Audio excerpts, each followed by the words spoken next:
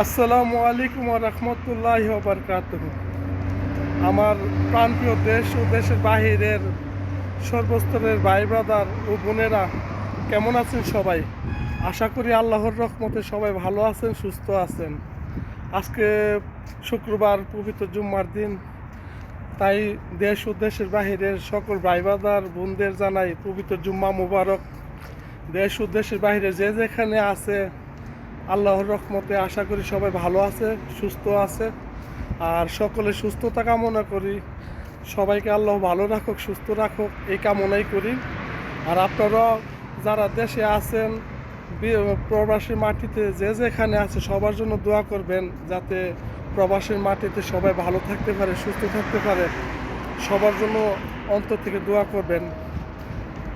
আর যাই হোক, সবাই ভালো থাকবেন, সুস্থ থাকবেন, এই কামনাই করি। আল্লাহ হাফেজ। আসসালামু আলাইকুম ওয়া রাহমাতুল্লাহি ওয়া বারাকাতুহু।